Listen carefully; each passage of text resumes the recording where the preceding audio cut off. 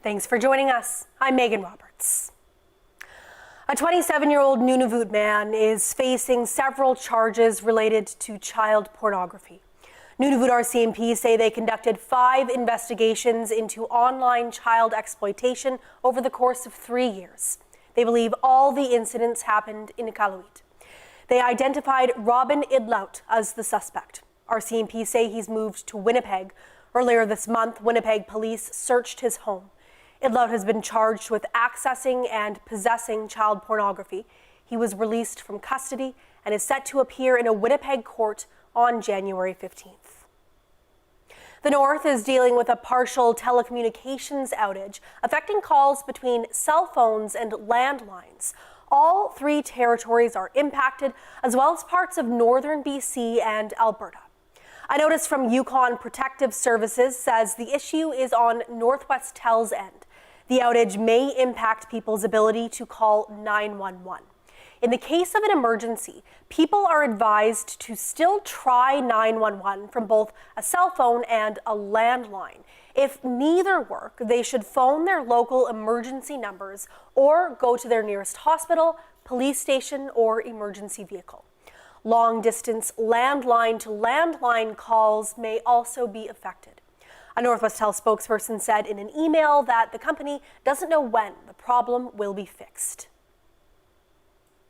Sun-contaminated soil from a diesel spill in Pond Inlet, Nunavut earlier this year can't be cleaned up.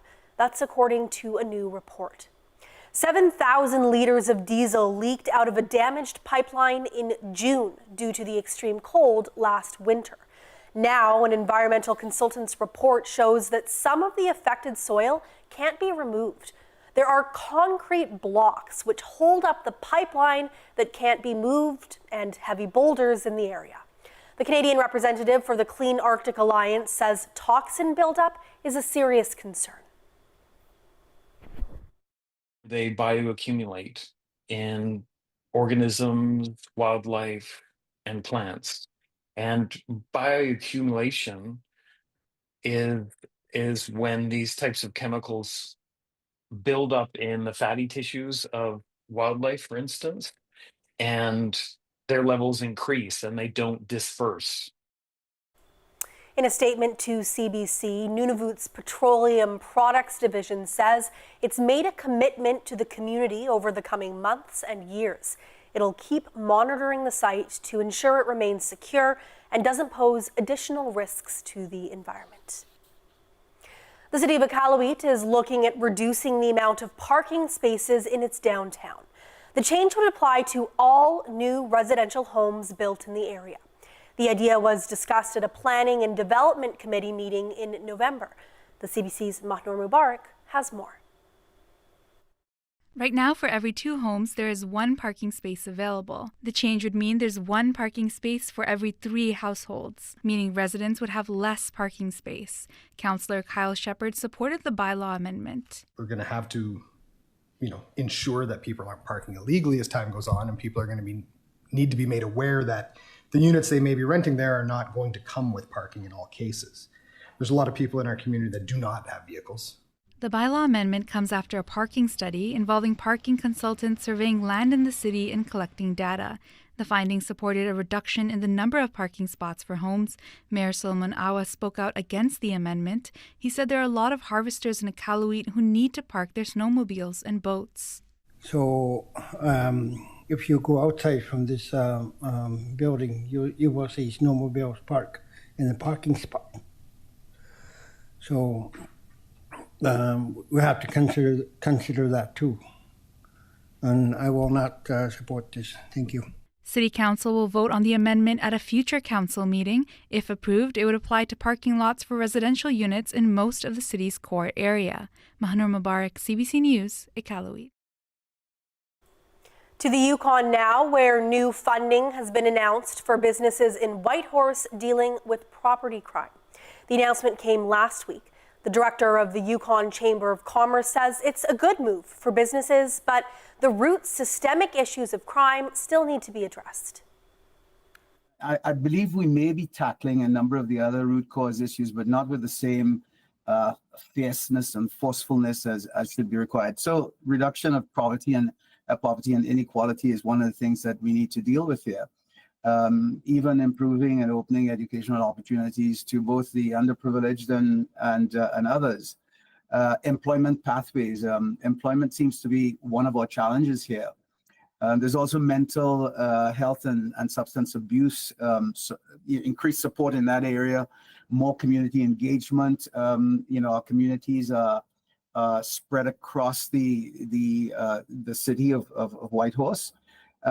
Perhaps increased improvements in the sharing of technology and data utilization.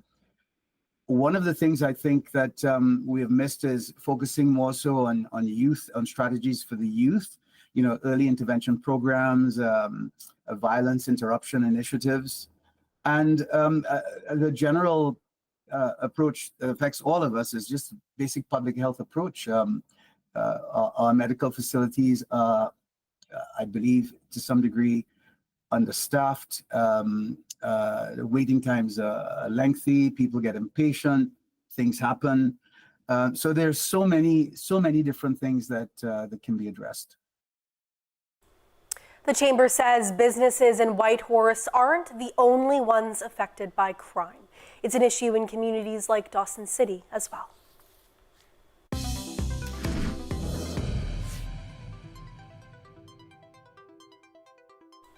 Hockey fans in Tuktoyaktuk NWT were treated to local games this past weekend. The Fire on Ice tournament had players of all ages facing off in friendly competition. Over 60 people came out to play for the Hamlet-sponsored tournament. The CBC's Des Loreen went to the coast to check it out.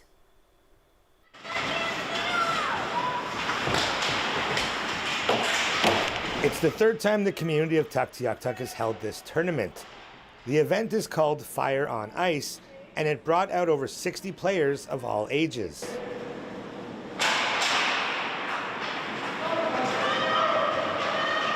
We're trying to make it an annual thing.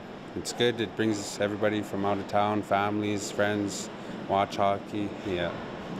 Most of the minor hockey players grew up playing the sport. I'm Misha Anderson, and I'm from Tuktoyaktuk, Northwest Territories. I started skating and I felt like I wanted to play hockey, so I started. Some of the players even drove in from Inuvik to compete and watch the youth play. It's nice to see, take any chance for any sort of events that the kids participate in. It's good to see. The tournament wrapped up on Saturday afternoon. It's very clear that hockey is loved here out on the coast. Des Loreen, CBC News, Tuktoyaktuk.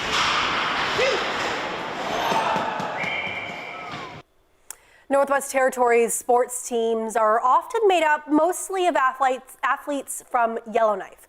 But on this year's Team NT basketball team, one player came from Fort Liard. It was really weird, like not having my teammates there, my friends there the whole time to support me through stuff was a bit weird, but at the same time, I got to make a bunch of new friends, and I got to know the teammates that I had there, and it was a really good experience, especially with the guys that were on the team. Wilson competed in a national tournament in Toronto in August. Since coming back, he's been helping coach younger kids in the community, as well as his high school team, the Fort Liard Warriors. His mother says she's loved watching the team improve. Building a team relationship, building just the confidence in each other and working with one another in practices. And in the beginning, it was all trial and error. And as they play more, especially in tournaments, they get a lot more, they have gotten a lot more better. Wilson says he loves sharing his sport and the bigger skills that come with it, like hard work and teamwork. Women's and girls sports are booming in Canada. More Canadian teams are joining professional leagues, and the enthusiasm among younger athletes is growing. Jamie Strachan has that story. Save, they score! For young Canadian girls, when it comes to sports, there's plenty of examples of what's possible. The PWHL is thriving. At the most recent Olympics, most of Canada's medals were won by female athletes. I think not just kids, but parents, that their daughters can be successful at this kind of level. And now there's the transition into professional sport. There is professional soccer. The Toronto Tempo are the WNBA's newest team, and PWHL players are even part of the latest EA Sports NHL game, one of the most popular video games of all time. You watch the PWHL, it's a physical sport. It's amazing. It doesn't have to be dumbed down to be girls' sport. McBean was part of a recent summit that looked at girls' participation in sport.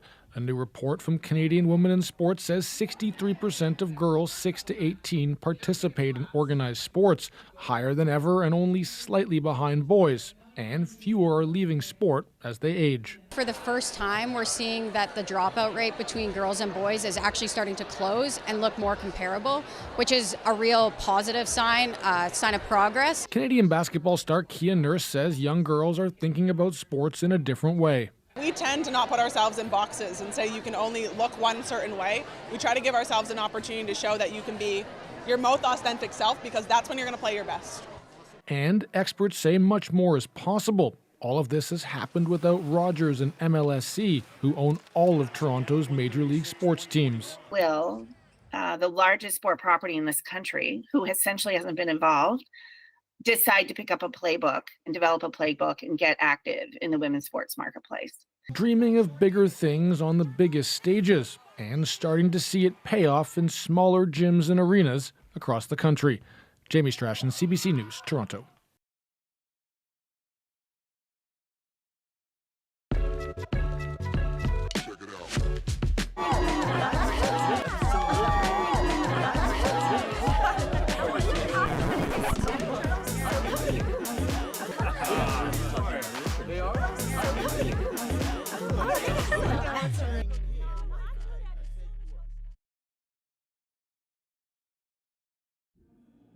Alcoholics Anonymous. We're here to help. For more information, visit aa.org and download the Meeting Guide app.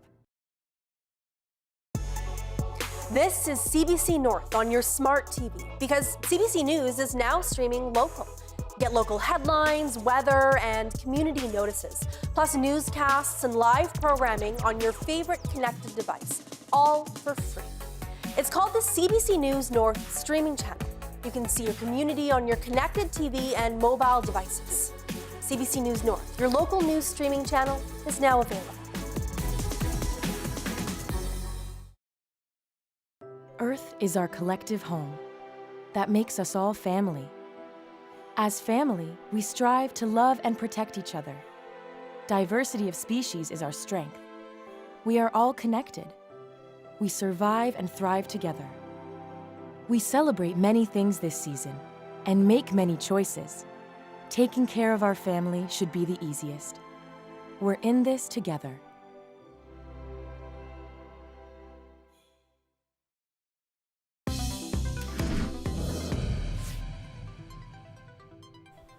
Talojoac Nunavut residents are under a boil water advisory. The Nunavut Department of Health says it's a safety measure due to low and inconsistent chlorine levels in the water system. All water for consumption should be brought to a rolling boil for at least 1 minute. That is essential for drinking water, infant formulas, washing produce, and brushing teeth. Some Manitoba communities are turning away from the RCMP. The Manitoba First Nations Police Service says it expects to finalize deals with the Fisher River Cree Nation and Dakota Plains First Nation this year. It comes amid a loss of trust in Canada's National Police Service. Arturo Chang checked in with one community that made the switch. I'll drive you up here a little bit and I'll show you. Constable Trevor Mitchell takes us out for a spin in his new community. The Manitoba First Nations police officer has worked in law enforcement for decades, most of it with Winnipeg Police. Broken Head Ojibwe Nation is a change of pace. You do get to interact with the same people over and over again, and you know, in a community this size, you'll definitely get to know the residents, as opposed to in a big major city where, you know, you may never see the people again that you've dealt with. The MFMPS took over policing responsibilities in Broken Head over the RCMP this fall. It's the latest community in Manitoba to transition away from the Mounties, but not the last. Manitoba First Nations Police Chief Doug Paulson says he expects to add 2 more communities in the new year. I think it stems from a desire to be a police service that maybe is more culturally relevant and community focused, which we are. The RCMP is doing the work of 26 U.S. federal agencies. Criminologist Kirk Griffith says the RCMP is stretched too thin to function properly, and it's eroded public trust. He was involved in the years-long process that saw Surrey Police take over RCMP duties recently, the largest city to transition in Canada. RCMP transfer policy, which has officers churning through detachments on a fairly regular basis, makes it very difficult for them to establish sustainable relationships. CBC requested an interview with RCMP. They didn't get back to us. As for Broken Head, the community is working to turn its First Nation Safety Officers program into a cadets one and working on a new detachment building. I honestly believe that the mood and the spirit and the vibe here in the community has changed quite a bit. Chief Gordon Bluesky says Broken Head is safer with a police service based on the community it serves. Arturo Chang, CBC News, Winnipeg. Staying in Manitoba, where Jimmy Carter holds a special place in the hearts of some Winnipeggers. The former U.S. president died yesterday at the age of 100. He last visited the city while helping build homes for Habitat for Humanity in 2017. Zubina Ahmed spoke to one homeowner who still lives in the home the late president helped build with his bare hands. Tavera Zeru moved to Winnipeg from Eritrea almost 10 years ago. This house she lives in was built by Habitat for Humanity in 2017 as part of the Jimmy and Rosalind Carter work project. Carter also picked up the hammer to help build, renovate, and repair some of these homes. Zeru fondly remembers meeting him. He came and then it was very nice and then joyful. So he handed us a Bible, they shook our hand. But still, it is so sorry to lose him today and then to hear this news too at the same time. But for me, it was very good memory. Steve Cran is the vice president of Habitat for Humanity in Manitoba. He remembers Carter as a man of action who was committed and dedicated to habitat projects around the world. He not only was putting his own sweat and labor into homes, but he was also using the power of the position that he held as an ex-president to try to move the needle to get people to recognize the need that people have for housing as a basic human right. The Carters visited Winnipeg twice, in 1993 and 2017. During his last visit, he explained why he decided to get involved. Habitat Homes, I think, is the best opportunity that we have as Canadians or Americans to put into practice whatever our moral and ethical value standards might be. During that visit, Carter was hospitalized for dehydration while working with volunteers. He was discharged a day later and returned to the project. Zeru says her family was lucky to have met him. They greet us, so it was very nice greeting and then joyful. Zeru says she feels fortunate to live in a house built by a former U.S. president. Zubina Ahmed, CBC News, Winnipeg.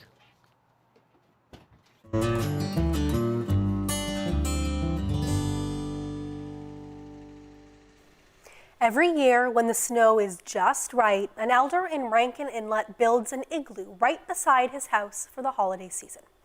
85-year-old Jack Kabvitok says he was born in an igloo, and making one is a task he'll continue to do for as long as he can. The CBC's Selma Eccles has more.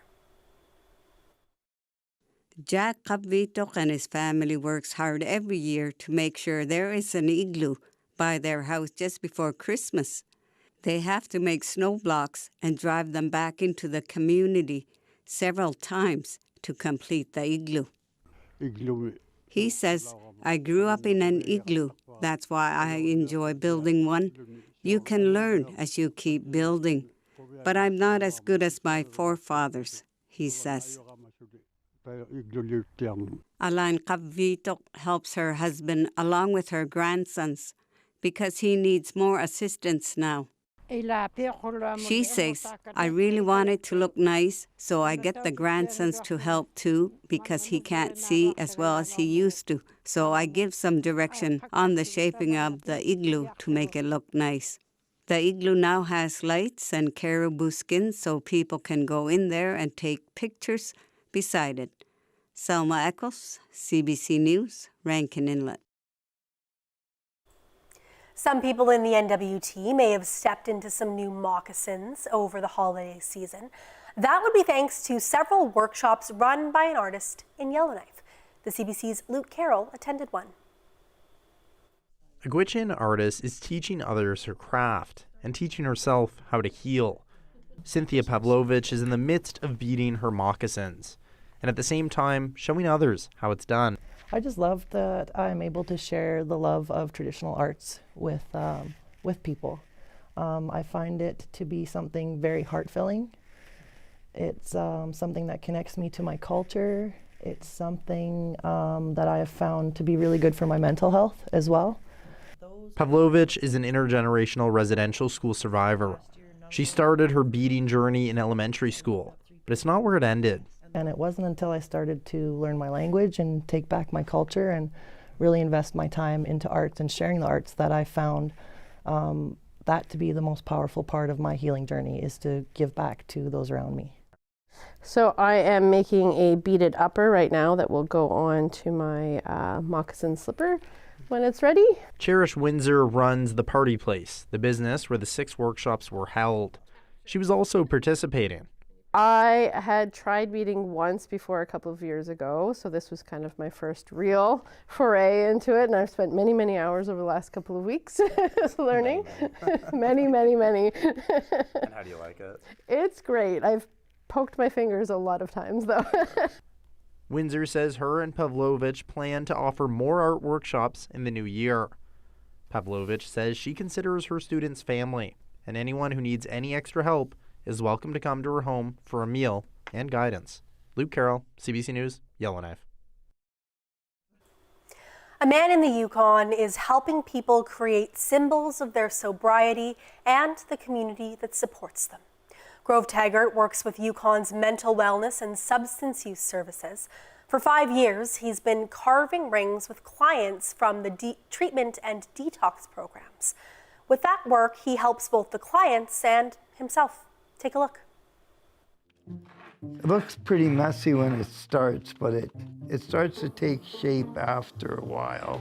I don't even get my first coffee in, and people are going, when are you going to get your stuff? When are we going to start? I call these rings a sobriety ring. I think it's very important because it gives them some purpose to do something, and they can show it at the end of the day that they made something beautiful. I tell them to always think about their sobriety with the ring.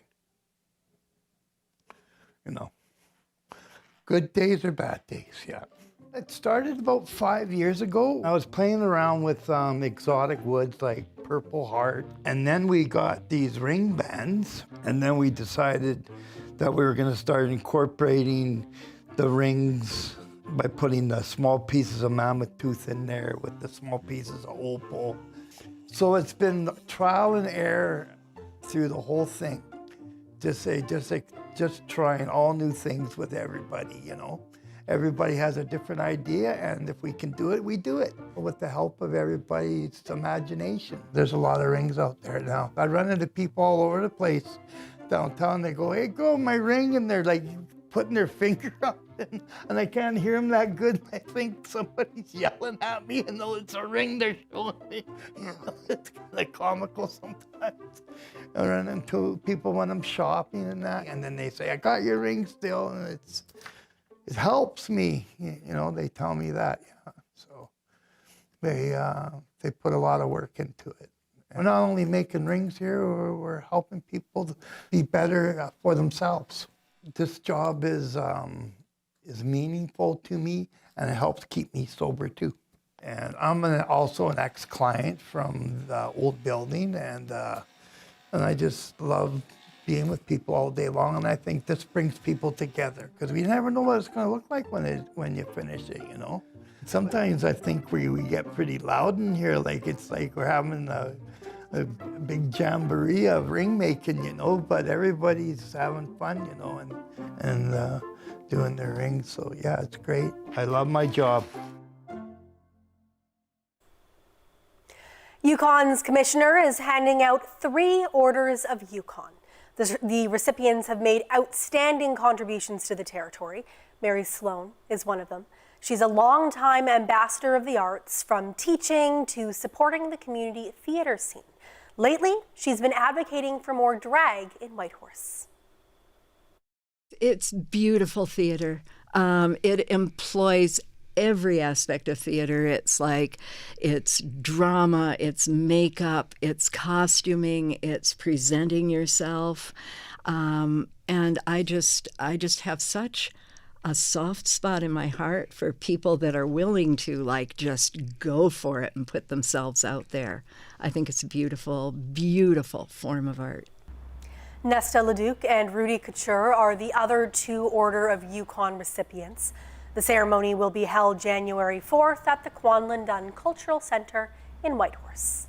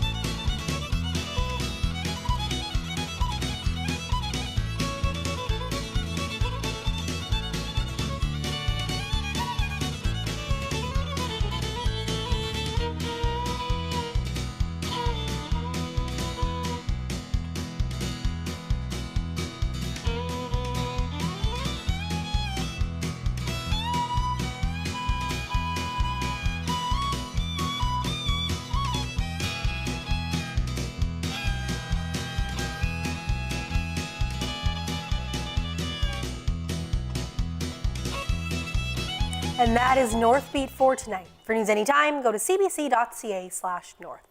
Thank you for watching. I'm Megan Roberts. We leave you tonight with some moments from the Christmas games in Cambridge Bay, Nunavut. Have a good night.